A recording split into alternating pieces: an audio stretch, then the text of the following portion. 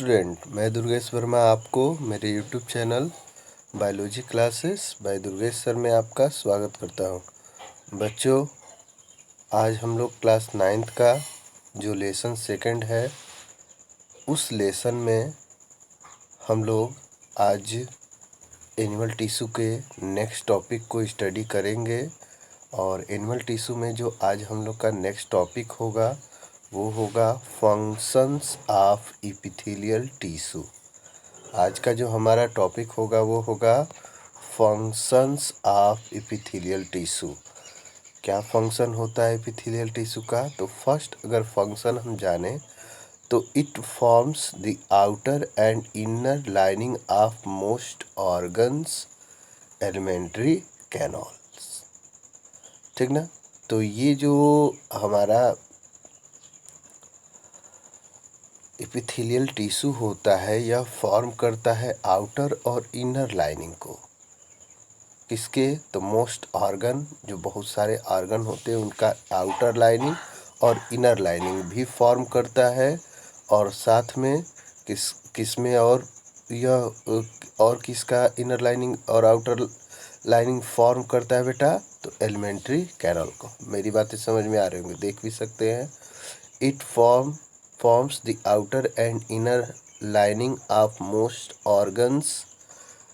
उसके बाद साथ में दिया है एलिमेंट्री कैनल। क्लियर हो गया?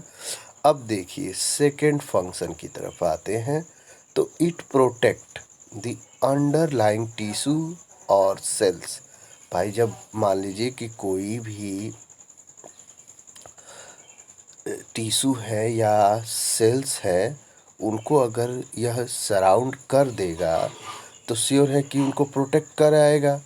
तो यह प्रोटेक्ट कराता है सेल्स को और टिश्यू को फ्रॉम ड्राइंग, सूखने से।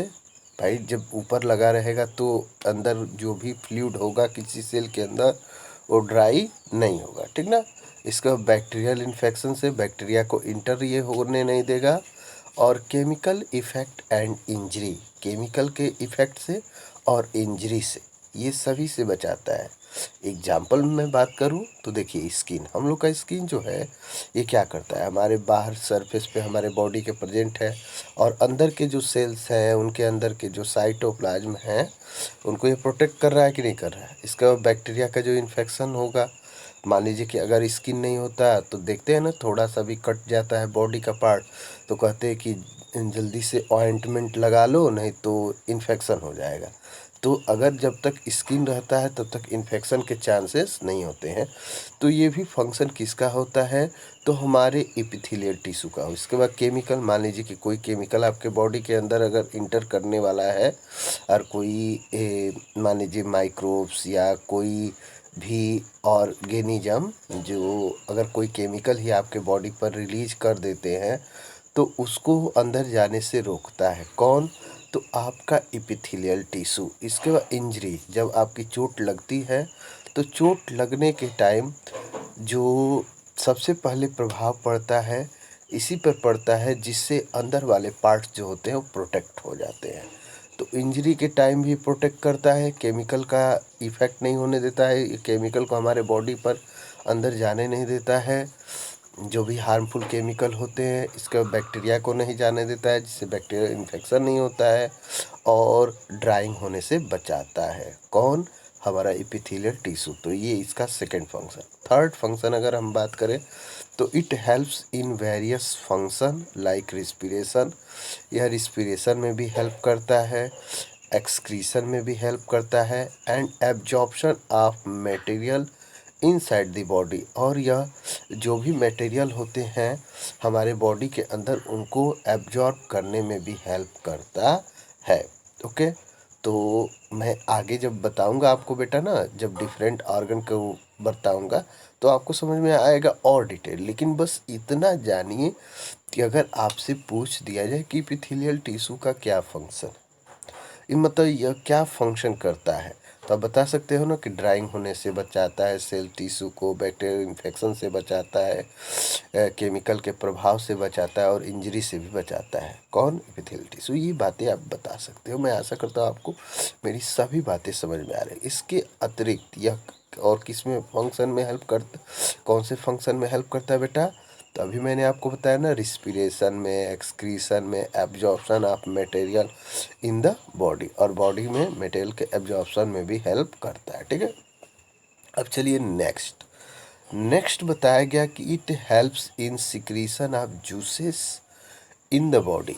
यह हेल्प करता है सिक्रीशन करने में जूसेस को इनसाइड द बॉडी। जो बॉडी के अंदर जो जूसेस सिक्रीट होते हैं, मतलब जैसे सिलेब्री ग्लैंड से सिलेब्री एमाइलेज, लीवर में जो गॉल ब्लैडर होता है बाइल जूस, इसके इंटेस्टाइनल रीजन से इंटेस्टाइनल जूस, ये सभी सिक्रीट जो होते हैं, तो उनके सिक्रीशन, उनके डिफरेंट पार्ट्स में इंटर करने में, डिफरेंट जो भी मटेरियल होते उनमें उनमें छोड़ने के लिए, उन पर छोड़ने के लिए यह हेल्प करता है। ये आप बातें बताओगे, क्लियर हो गया?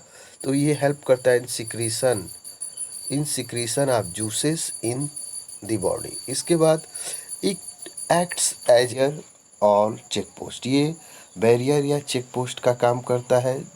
आप जानते हो पुलिस ऑफिसर जो होते हैं, जब कोई टेररिस्ट हमारे कंट्री में इंटर करके अगर कहीं जा रहा होता है, उसको पकड़ने के लिए जगह जगह पे चेकिंग होता है ना, तो वैसे ही हमारे बॉडी के अंदर कोई केमिकल न जाए, उसको रोकने का काम, उसको पहचानने का काम, उसको मतलब पूरी तरह से बॉडी में एंट्री करने से बचाने का काम किसका होता है?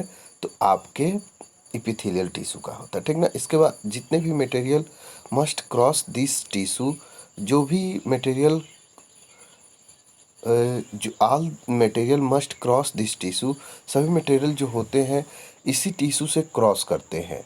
Either during entry into the body, या तो बॉडी के अंदर एंट्री करने के टाइम, और एग्जिट फ्रॉम द बॉडी, या बॉडी से बाहर निकलने। कोई भी मटेरियल अगर बॉडी के अंदर भी जाता है तो किस टिश्यू के हेल्प से जाता है? Epithelial tissue.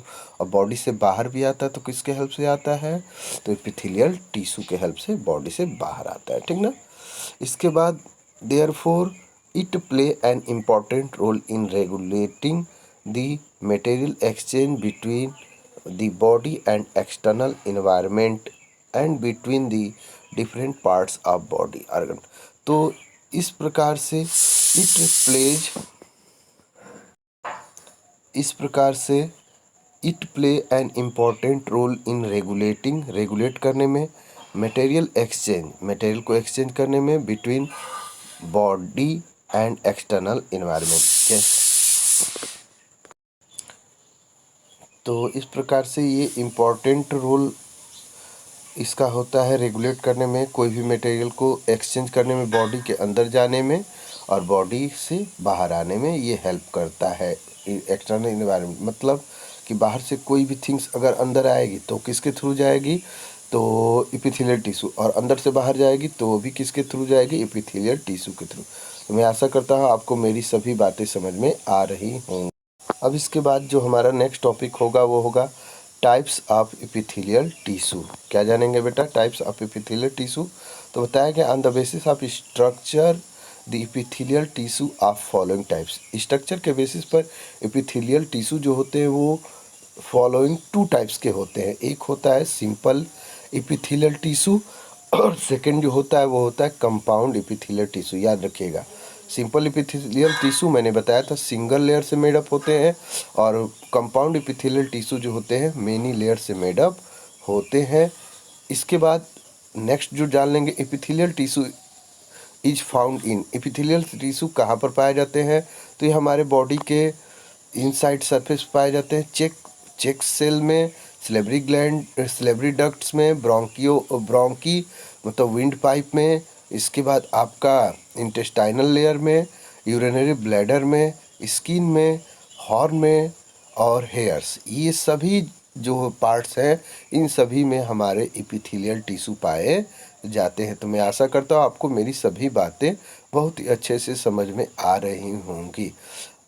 अब इसके बाद हम लोग जो नेक्स्ट टॉपिक हम लोग का रहेगा वो उसको हम लोग नेक्स्ट वीडियो में स्टडी करेंगे।